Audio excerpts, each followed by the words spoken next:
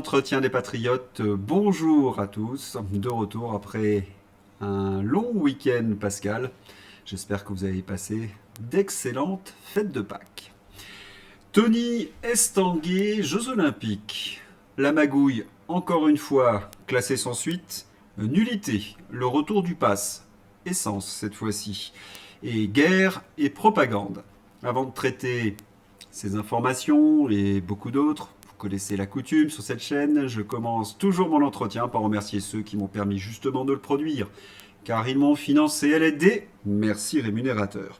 Et aujourd'hui sont à l'honneur des fidèles parmi les fidèles, Christian, Pharisme, Philippe Bohen, Christophe Dupin, Laurent Tricot et Sisyphe Roule ma boule. Merci à eux du fond du cœur. Et puis je tenais à vous remercier pour votre soutien incroyable. Oui, il faut y aider la réinformation en ces temps de graves menaces sur la liberté d'expression. Comment faire ? Eh bien c'est simple, il suffit de lever le petit pouce, écrire de gentils messages, diffuser sur d'autres réseaux sociaux. Et puis surtout, n'oubliez pas d'activer votre cloche notification. Merci à tous. Tony Estanguet, cette news de bonne foi. L'enquête sur la rémunération de Tony Estanguet, le patron des Jeux de Paris 2024, classé sans suite. Vous vous doutez bien que les journalistes aux ordres ont peu diffusé cette information en expliquant pourquoi ce classement sans suite était une véritable honte. Franchement, l'excuse de bonne foi. On a l'impression d'être dans un sketch. Monsieur le juge, oui, j'ai pris de l'argent dans un coffre, mais je ne savais pas que c'était celui d'une banque. Je passais là par hasard, j'ai vu de la lumière. Oui, c'est à peu près cela. À une différence près, c'est que cet argent, c'est celui de nos impôts. Allez, on reprend le début de l'enquête. Tony Estanguet a perçu une rémunération annuelle de 270 000 euros bruts, plus les primes, 300 000, jusqu'en 2020. Selon des chiffres communiqués par le comité d'organisation des Jeux Olympiques de Paris en 2018. Mais ce COJOP étant une association de type loi 1901, la rémunération de ses dirigeants est plafonnée par la loi à des niveaux sensiblement inférieurs. Enfin, soyons précis, très inférieurs. Ils utilisent des euphémismes, ces journalistes du Figaro. Et pendant ce temps-là, 40 000 bénévoles pour les Jeux Olympiques paient tous leurs frais de transport et d'hébergement, alors que Tony Estanguet, président des Jeux Olympiques 2024, touchera en moyenne 300 000 euros net pendant 7 ans. Oui, des Jeux Olympiques populaires. On se croirait revenu du temps des pharaons et des esclaves. Très emblématique du macronisme, me direz-vous. Mais il y a quand même quelque chose qui ne va pas. Comment se fait-il que Tony Estanguet a pu toucher de tels niveaux de rémunération alors que le salaire, normalement, est plafonné par la loi de 1901 ? Explication. Estanguet, escroc, macronard. Une rémunération donc très élevée, 270 000 euros bruts par an, fixée dès mars 2018 par le conseil d'administration, plus des primes qui ont été données par le comité d'organisation des Jeux Olympiques. On est sur une base de 300 000 euros. Le passage d'un poste honorifique bénévole à un poste très bien payé. Le comité d'organisation des Jeux Olympiques de Paris étant une association loi 1901, les dirigeants ne peuvent normalement pas dépasser un plafond légal, environ 10 300 euros bruts par mois. Pour contourner ce plafond, Estanguet est passé d'un statut de salarié à celui d'entrepreneur individuel. Il a créé une structure qui facturait chaque mois des prestations non commerciales au comité d'organisation des Jeux Olympiques de Paris. C'est ce montage qui a été critiqué comme une façon de déplafonner son salaire. Ça y est, vous ne les entendez pas ? Si, les voix qui meuglent.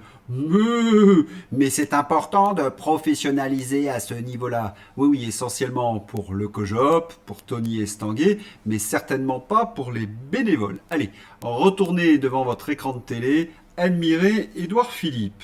Et puis, il y a ce terme de professionnalisation. C'est un mot de la novlangue qui cache par exemple toutes les magouilles, la corruption, la prise illégale d'intérêts, l'affairisme et le renvoi d'ascenseurs, ce fameux COJOP. Édouard Donnelly et Étienne Taubois, entendus en tant que suspects libres dans l'affaire des marchés publics des Jeux Olympiques de Paris 2024. Ils sont évidemment au comité d'organisation des Jeux Olympiques.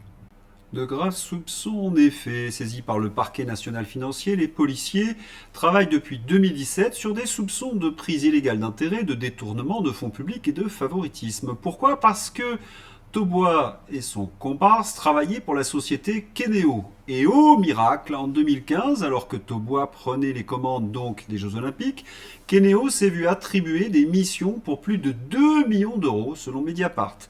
Les dirigeants des Jeux Olympiques ont-ils avantagé, volontairement ou non, leur ancienne société? Ont-ils respecté toutes les règles qui doivent encadrer de tels marchés publics? C'est à cette question que tentent de répondre les enquêteurs. Cette société, Keneo, a soutenu avec enthousiasme la politique sportive du poudré, un véritable passe-plat, et caché bien entendu tous les scandales. Un hasard sans doute. Allez, on va vers du lourd. Paris 2024, GL Events a gagné 360 millions d'euros grâce aux Jeux Olympiques. GL Events, c'est bien GL Events, le géant français de l'événementiel dirigé par Olivier Ginon. Ginon est régulièrement présenté dans la presse comme un proche d'Emmanuel Macron. Il a notamment participé à la campagne présidentielle de 2017. Un renvoi d'ascenseur? Non, c'est moi qui dois avoir mauvais esprit, mais consultons Marianne de 2017. Emmanuel Macron a-t-il joué avec le code électoral depuis que Mediapart a révélé ce vendredi 27 avril 2018 qu'En Marche avait bénéficié de ristournes intéressantes de la part de l'entreprise événementielle GL Events, jusqu'à 50% pour le meeting de la Mutualité le 12 juillet 2016 notamment. Les adversaires du président de la République crient bien évidemment au scandale. Vous apercevez Ginon sur la gauche, qui a bien fait la campagne électorale d'Emmanuel Macron. Il n'a pas fait que casser les prix. Mais vous constatez que ça a été un bon retour sur investissement, car il a reçu les marchés des Jeux Olympiques 2024 et plus de 300 millions d'euros. Un hasard, me direz-vous. Le monde est plein de méchants, de soupçonneux. Et puis, comme dirait ce bon Rudy, corrélation n'est pas causalité. Oui, oui. Mais ce qui est curieux, toujours dans le même ordre des choses, c'est que les bénéficiaires de la vente énergie d'Alstom aux Américains sont les premiers donateurs de la campagne d'Emmanuel Macron. Un autre hasard, bien évidemment. Vous comprenez mieux pourquoi Estanguet a touché autant d'argent. C'est pour faire taire peut-être ses scrupules. L'image qu'on retiendra de ces Jeux Olympiques. C'est peut-être l'opération de com pour un politique la plus chère de toute l'humanité. Oui, les Jeux Olympiques ont été pensés pour permettre aux perturbés Damien de s'attribuer les médailles des athlètes. Il a squatté toutes les épreuves pour être sur la photo donc des médaillés. C'est fou, mais vous l'avez vu et c'est la réalité. Un naïf un jour m'a dit « Mais ces Jeux Olympiques ont été une grande réussite. Il avait dans les yeux encore la mire BFM. Ces jeux sont réussis. Ce qui a été réussi, c'est parce qu'il y a eu des bénévoles et parce que les sportifs ont fait des performances. Mais pour le reste, tout ce qui concerne le gouvernement, c'est une immense gabegie. Des milliards qui ont été jetés à l'eau. Et quand je dis des milliards, vous voyez ce que je veux dire. Dans la Seine, 10 milliards sur une dizaine d'années et 1,4 milliard les 2 dernières années. Cet argent, aujourd'hui, nous manque tellement. Et s'il n'y avait que cela, la cérémonie d'ouverture. Macron a écrit à Candace Owens que la cérémonie des JO n'était pas une parodie sacrilège de la scène. Peut-on mentir plus que cela et se moquer de nous? C'est ce qu'on appelle la com schizophrénique. Au départ, ils affirment que c'est une parodie de la scène, on l'avait même dans le programme de France 2, et puis, face au tollé, ils rétropédalent avec l'appui, bien évidemment, des journalistes. Mais on avait les preuves. Des internautes tentent de défendre les organisateurs des Jeux Olympiques en expliquant qu'ils n'ont pas voulu représenter la scène. Problème, l'une des actrices a revendiqué son acte blasphématoire sur Instagram en publiant The New Testament LGTB, bien entendu. Le Puy du Fou de gauche, on a vu ce que cela donnait. Pour rappel, la DJ Barbara Butch, qui avait pris la place du Christ lors de la représentation de la scène de la cérémonie des Jeux Olympiques, a été nommée chevalier des arts et des lettres par Rachida Dati. Allez, un peu d'humour. Moi, je l'aurais nommé Chevalier du Lard et de la Bête. Ces Jeux Olympiques, si on en fait le bilan, c'est une gabegie financière inouïe. Cet argent aujourd'hui nous manque terriblement. Affairisme, prise illégale d'intérêt, corruption, renvoi d'ascenseurs, et tout cela pour donner une tribune politique aux poudrés. C'est effarant. On comprend mieux d'ailleurs ce classement sans suite si on réouvrait le dossier. Oh là là, ce serait un immense procès en perspective. Mais voilà, ils ont refermé le couvercle comme pour la pandémie, Alstom, les Gilets jaunes ou l'affaire Epstein. Un dernier point qui a fâché le comité olympique mondial, c'est celui-là. Le CIO exclut les sportifs transgenres des épreuves olympiques féminines. Oui, exclu. Une décision qui clôt la polémique Imad Khelif en quelque sorte. Dans la charte des Jeux olympiques, le prosélytisme politique ou religieux sont strictement interdits. Qu'a fait le poudré? Non seulement il n'a pas respecté la neutralité politique, il s'est servi des Jeux comme tremplin personnel, mais il a donné une tribune aux woke anti-chrétiens, bafouant ainsi la neutralité religieuse. Minable. Et c'est lui et ses sbires qui gèrent désormais la crise énergétique. Mais au secours, vers le retour du pass, écoutons. Ce qui intéresse les Français, c'est de savoir où en sont les finances publiques. Parce qu'à la fin, quand le déficit où se en creuse... est le réservoir à la fin du mois, je vous assure. Mais où en sont les impôts? Parce que quand le déficit se creuse, à la fin, ça veut dire de la dette supplémentaire et ça voudrait dire ensuite des impôts. Et c'est la raison pour laquelle nous sommes engagés dans la réduction du déficit public. Parce que promettre aujourd'hui des aides... Oui, on a l'impression de rêver. Le sinistre des comptes publics annonce bien un surplus de 270 millions d'euros de taxes sur les carburants, mais également 430 millions d'euros de dépenses supplémentaires, rien qu'en mars, du fait notamment de la hausse des taux d'intérêt sur la dette. Plus c'est gros, plus ça passe. Un ministre macronard qui ose affirmer que son gouvernement lutte contre les déficits publics. On aura tout entendu. Sur cette envolée des prix de l'essence, la communication du gouvernement est assez erratique. Les jours pairs, on nous explique que le surplus de taxes sert à financer la transition énergétique, et les jours impairs, avec ce ministre, c'est pour éviter le déficit public.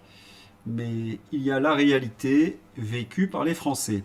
Essence en région PACA, on est limité à 20 litres, explique Guillaume, auditeur et habitant de la région PACA. On avait dit il y a quelques jours, un pass pour limiter la vitesse, un pass pour limiter la distance, un pass pour limiter à 20 litres d'essence à la pompe. Eh bien, c'est fait pour le pass pour limiter à 20 litres d'essence à la pompe. En même temps, on n'a aucun mérite d'annoncer les dingueries des macronards. Ils n'ont aucune imagination et n'ont qu'un seul logiciel, le logiciel techno-totalitaire, mis en place par le World Economic Forum. Béatrice Rosen. Allez, tout le monde applaudit le nouveau-né, le National Fuel Pass, le pass carburant au Sri Lanka. Oui, avec QR code, rationnement, vérification d'identité et tout et tout. Oui, j'avais expliqué dans cette vidéo ci-dessous que le Sri Lanka était le laboratoire avancé de toutes les élucubrations liberticides du World Economic Forum. Ce fut le pays le plus confiné de l'époque Covid, ce qui mena à un déluge de pénuries et à sa faillite totale. Ça y est, j'entends encore le cœur des vaches meuh. Mais c'est au Sri Lanka, c'est pas en France. Oui, mais bien sûr. Confinement énergétique, le sujet monte partout. La Commission européenne a réuni en ce sens les ministres de l'énergie le 31 mars. La désobéissance sera totale, car chacun sait qu'il y a des solutions. Ce confinement forcé ou ces passes ne seront pas acceptés, prévient Yvan Roufiol. Gare à la révolte. Partout où règnent les techno-totalitaires, c'est la ruine. Ô mon twin français! Pénurie d'essence, de soins, d'urgence, de professeurs, de médicaments, de viande, etc. Gabegie au sommet de l'État. Macron a réinventé le système soviétique en y rajoutant des drag queens à paillettes qui dandinent leurs fesses sur de la techno pour donner une image plus fun. Heureusement, plus personne n'est dupe. La réalité, on se la prend en pleine face. Avant le macronisme, le pouvoir d'achat des familles françaises était meilleur que la moyenne de la zone euro. Mais ça, c'était avant. Faillite. 69 957 entreprises ont coulé en France rien qu'en 2025. C'est le niveau le plus élevé depuis 35 ans. Oui, plus 19% dans l'agriculture, plus 9% dans les transports, plus 7,6% dans la restauration. Le nombre de faillites d'entreprises s'accélère en France et c'était avant la guerre au Moyen-Orient. Comme je vous l'ai annoncé il y a un mois, une crise gigantesque va s'abattre sur l'Europe. Et nous avons déjà les premiers effets avec l'envolée des prix de l'essence. Comment vont gérer les macronards cette crise? Oh, la routine, hein, la techno-totalitaire solution. Gestion de la pénurie, le pass, les aides entre guillemets, on y reviendra, et propagande XXL. Oui, la routine. Commençons par ces aides. Centimes par litre de carburant, le gouvernement propose de souscrire un prêt allant de 5 000 à 50 000 euros sur 36 mois. Taux d'intérêt 3,8%. Pour un emprunt de 50 000 euros, c'est près de 3 000 euros d'intérêt à rembourser. Yann n'est pas convaincu. La Macronie, si elle voulait détruire notre économie, elle ne pourrait pas s'y prendre autrement. Et ce qui est épouvantable, c'est qu'il existe des solutions alternatives. Prenez par exemple ce qui est fait en Espagne. Je n'en reviens pas. Je viens de voir sur TF1 qu'en Espagne, le diesel est à 1,75 €. L'essence E95 est à 1,56 € et le E98 à 1,67 €. Et le prix des courses à moins 30%. C'est clair, la Macronie cherche à nous ruiner, rien de plus. Mais attention, lorsqu'on baisse des taxes, il faut de l'autre côté faire des économies. Quelques pistes. Marc Toiti. De fonctionnement. Au cours des 3 dernières années, donc c'est même pas du social, hein. Au cours des 3 dernières années, les dépenses de fonctionnement ont augmenté de 92 milliards d'euros. C'est-à-dire 20% de hausse, quasiment 21% de hausse, alors que sur la même période, les dépenses sociales... Marc Toiti dénonce ces politiciens qui refusent de baisser les dépenses de fonctionnement de l'État. Nous en avons abondamment parlé dans ces entretiens, il faut réduire ce que nous appelons l'État socialiste, clientéliste, avec 2 objectifs, réduire la dépense de l'État et redistribuer une autre partie de cet argent vers l'économie productive. Deuxième solution, la solution diplomatique. Le Premier ministre slovaque veut que l'Union européenne lève toutes les sanctions absurdes sur le pétrole et le gaz russe et qu'elle reprenne le dialogue avec la Russie. Ainsi, nous retrouverions un partenaire fiable énergétique et nous sortirions de cette folie, de cette tutelle du GNL-US. Autre solution par Guillaume Bigot, les taxes sur la transition énergétique. Vous faites votre plein, vous payez le prix de la transition énergétique. Ça s'appelle les crédits d'économie d'énergie. Donc vous payez, c'est reporté sur le consommateur. D'accord ? Premier point. Deuxième point, eh bien, vous avez, M. de Cornus en est vanté, ce qu'on appelle la PPE3, hein, c'est-à-dire la programmation... On pourrait donc baisser les taxes sur l'essence et baisser le prix de l'électricité en sortant du marché européen grâce au nucléaire. Mais les macronistes préfèrent mettre des milliards dans la PPE3 pour des éoliennes, du solaire et l'importation de voitures chinoises. Et sortir, bien évidemment, du marché de l'électricité européen. Il est urgent de sortir de ce marché. Ce marché fonctionne de manière aberrante. Le prix de l'électricité n'est pas le prix de revient de l'électricité, c'est le prix du gaz. Or, le gaz est devenu une valeur spéculative depuis le conflit ukrainien. C'est une situation, mais aberrante. Il faut sortir de ça. Comment lancer un programme de réacteurs nucléaires? Macron l'a fait, mais un peu tard, avec des premiers effets en 2035-2040. C'est un problème qui résulte de 20 ans de politique énergétique confiée à un ministère de l'Environnement qui ne voit qu'un seul axe, l'éolien. Si on ne peut pas réformer le marché de l'électricité, il va falloir en sortir.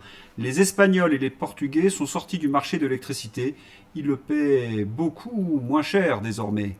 Il existe bien évidemment d'autres pistes d'économie que nous avons traitées dans ces entretiens. Mettre fin à l'immigration illégale. Immigration illégale, c'est déjà tout un programme.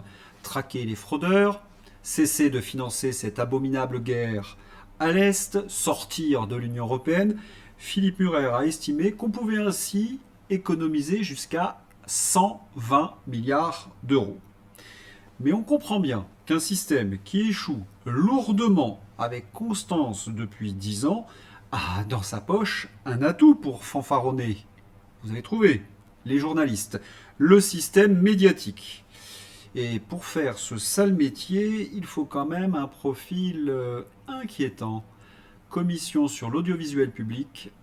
D'éventuelles couvertures de faits d'agression sexuelle. Et j'ai pas retenu exactement les termes exacts de vos propos, mais à quoi est-ce que vous faisiez allusion ? Je fais allusion au fait que, puisque vous avez eu accès au compte de France Télévisions, vous savez qu'il y a une ligne budgétaire qui est réservée pour les gens qui quittent la maison. Vous avez vous-même parlé de l'affaire Nathalie Darrigrand. Et en l'occurrence, pour que les gens se taisent sur certaines affaires, on passe par un accord. Et que cet accord, il vaut 200, 250 000, 300 000 euros. Voilà. Et lorsqu'il y a des... Pardon, monsieur Cardo, je suis obligé de vous interrompre. Non, mais attendez, oui, mais je vais vous laisser, mais moi, les mots ont pas sens. L'affaire Darrigrand, elle a été lissée. Attendez. Bien sûr que c'est grave. Bien sûr que c'est grave. Et c'est d'autant plus grave vous dites affaire, que je suis très faible pour pouvoir me défendre. Donc, si vous voulez, je n'ai aucun intérêt à dire ce que j'ai à dire. J'ai quitté France Télévisions parce que j'étais écœuré, madame. J'ai quitté France Télévisions parce que déontologiquement, ça ne me convenait plus. Ensuite, j'ai quitté pour 6 mois de salaire. Sur la question des déviances ou des violences sexuelles que vous avez abordées, est-ce que vous pourriez, s'il vous plaît, étayer votre propos ? Lorsque il s'est agi de fabriquer une enquête sur le service public pour le compte de C8, à la demande de Cyril Hanouna. Je reviendrai peut-être là-dessus tout à l'heure. Lorsque j'ai fait cette enquête, dans cette enquête, il y a différentes parties. Il y en a une sur le social. Il y en a une qui est consacrée pendant 30 minutes à un certain nombre de salariés qui sont partis. Et donc, ça m'a amené à rencontrer un certain nombre d'avocats qui ont l'habitude de travailler avec France Télévisions. Et on passe par des protocoles d'accord. Enfin, je veux dire, c'est quelque chose qui se fait dans toutes les entreprises. Ça n'a absolument rien d'exceptionnel. J'ai dit tout à l'heure que oui, je maintiens, puisque j'ai assez peu supporté que Télérama dise que je sois parti de France Télévisions avec un beau chèque. Non, je disais de façon très ironique qu'en effet, dans cette maison, il vaut mieux parfois partir avec un beau chèque après avoir eu une affaire qui a fait les gros titres, et y compris des affaires de déviance sexuelle, parce que on essaie d'acheter votre silence, et puis ensuite, eh bien, vous êtes... Quelle affaire, alors? Quelle affaire, monsieur non, je ne vais pas donner de détails, mais je veux dire... Attendez, excusez-moi. Enfin, mais attendez, mais vous découvrez le monde de l'industrie ou quoi? Non, mais monsieur Cardoz, Monsieur Cardoz, on n'est pas là pour découvrir le monde, on est une commission d'enquête. C'est très sérieux, une commission d'enquête. Vous dénoncez des choses très graves.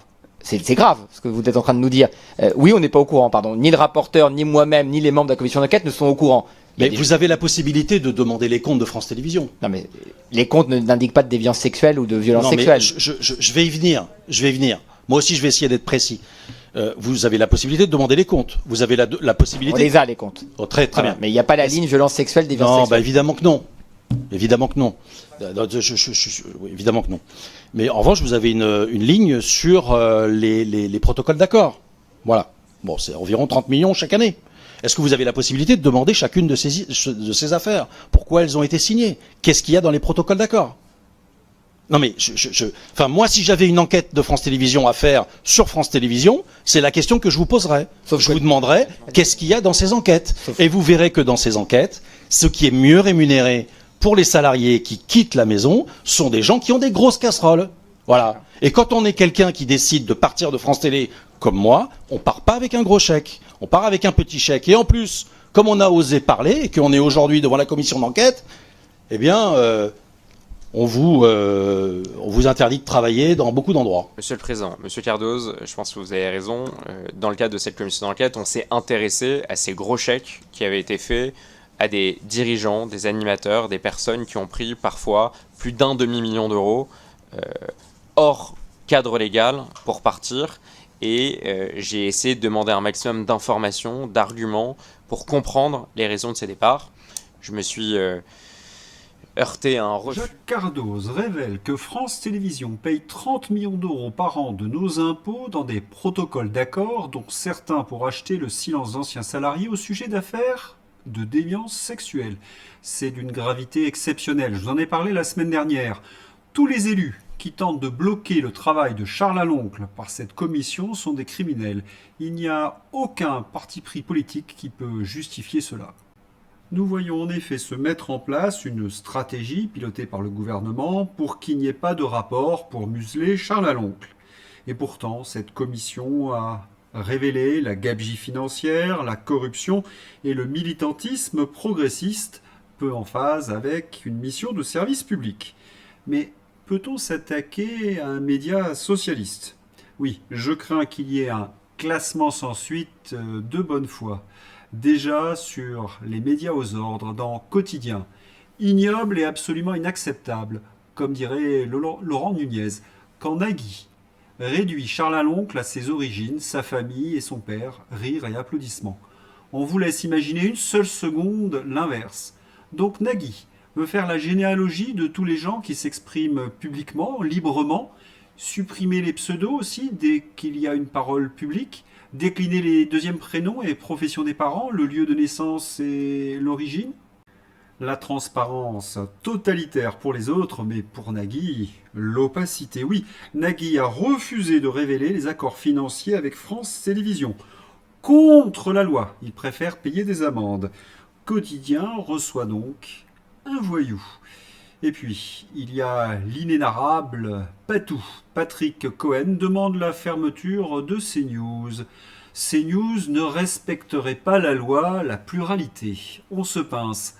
Patrick Cohen, qui ne respecte pas le pluralisme sur France Inter, a été de surcroît enregistré en train d'organiser une stratégie contre Dati à Paris. Il ose pourtant réclamer la fermeture de CNews pour non-respect de la pluralité. J'ai une question à Patou. Vous fouteriez pas un peu de notre gueule? C'est ça la Macronie, hein. Les pires chiens de garde du système veulent museler les médias qui ne sont pas progressistes et autant corrompus qu'eux. Que révèle la censure? Ça révèle la peur. On voit la caste journalistique et ses Thénardier miauler pour faire interdire CNews. Dites-vous bien, bande d'abrutis, que si CNews vous ravage et a trouvé son audience, c'est uniquement de votre faute. Vous ne comprenez pas? Voilà le vrai problème. Oui, tout est là. International, la crise énergétique s'aggrave. C'est un véritable choc pétrolier. La pénurie de kérosène menace le secteur aérien. Birol, directeur de l'Agence internationale de l'énergie. La crise actuelle est plus grave que celle de 73, 79 et 2022 réunies. C'est toute l'architecture économique mondiale qui va être frappée de plein fouet. Des souffrances à venir inouïes. Et oui, crise des terres rares, des engrais, risque de famine, métaux, pétrole, gaz, inflation, augmentation des taux d'intérêt, la folie à l'état pur. Mais qu'est-ce que ne comprennent pas les supporters de cette guerre? L'âme humaine dans toute sa noirceur. Joe Kent. L'objectif d'Aper, comme celui de l'ensemble des grands médias, est de promouvoir cette guerre insensée, de s'en prendre à quiconque souligne qu'elle est contraire aux intérêts de notre nation, les États-Unis. Lisez des médias indépendants, iraniens et américains. Remettez toujours en question ceux qui applaudissent les guerres et priez toujours pour nos soldats. Et oui, comme le révèle Joe Kent, les médias démocrates comme CNN soutiennent cette guerre, l'État profond dans toute son horreur. Quant à Trump, c'est le délire en permanence. Journaliste, comment cela ne serait-il pas un crime de guerre de frapper les ponts et les centrales électriques de l'Iran? Trump, ce sont des animaux. Trump en est à justifier des crimes de guerre. Eh oui, universités, hôpitaux, ponts, bâtiments civils, tout est bombardé. Je rappelle que ce sont des crimes de guerre. Et lorsqu'on qualifie ses adversaires d'animaux, moi, cela me rappelle quelque chose. Les heures les plus sombres de notre histoire. Voir le Vietnam, agent orange et napalm sur les civils. Au départ, on nous avait expliqué que c'était pour mettre dehors les mollahs. Je n'y croyais pas trop, j'ai été copieusement insulté. Mais maintenant, on arrive à un stade où les opposants qui étaient financés par les Américains sont épouvantés d'avoir été les alliés des US. Ils devraient se souvenir que rien de plus fatal que d'être alliés avec les Américains. Leur projet est de faire en Iran ce qu'ils ont fait en Irak, en Syrie, en Libye et ailleurs. Nous connaissons d'avance les effets de cette politique.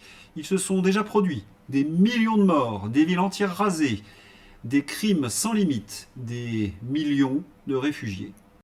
Et c'est ainsi que la Sharif University, qui était un centre d'opposition étudiante majeur au gouvernement iranien, a été bombardée par les avions de Donald Trump. C'est tout à fait logique. Quant au Liban, l'horreur. L'armée israélienne ordonne l'évacuation d'une quarantaine de villages au Liban Sud et tue encore des ambulanciers. Selon le nouveau bilan du ministère de la Santé, pas moins de 1497 personnes, dont 130 enfants, sont morts sous les bombes de l'État hébreu. Et la folie destructrice, encore et encore. Donald Trump doit être transporté d'urgence à l'asile psychiatrique. Il a complètement pété les plombs. Voilà ce que l'extrémiste protestant se permet d'écrire le jour de Pâques sur son réseau social Trousse Sociale. Mardi en Iran, ce sera la journée des centrales électriques et la journée des ponts. Le tout en un seul jour, ça va être du jamais vu. Ouvrez ce détroit, bande de fous furieux. Vous irez en enfer, vous verrez. Louange à Allah, président Donald Trump. Et dans la foulée, les USA bombardent le champ géant de gaz sous Spars en Iran. Demain, les Iraniens bombarderont le champ jumeau de l'Arabie Saoudite. C'est ce qui est arrivé d'ailleurs. Détruire le cœur énergétique de la planète, l'irresponsabilité au plus haut niveau. Et voilà, après l'attaque de son pôle pétrochimique par les États-Unis et Israël, l'Iran a riposté en frappant le centre industriel saoudien de Jubel. Jubel est le principal pôle industriel d'Arabie Saoudite et abrite près de 3000 entreprises en activité. Il produit environ 7% de la production pétrochimique mondiale.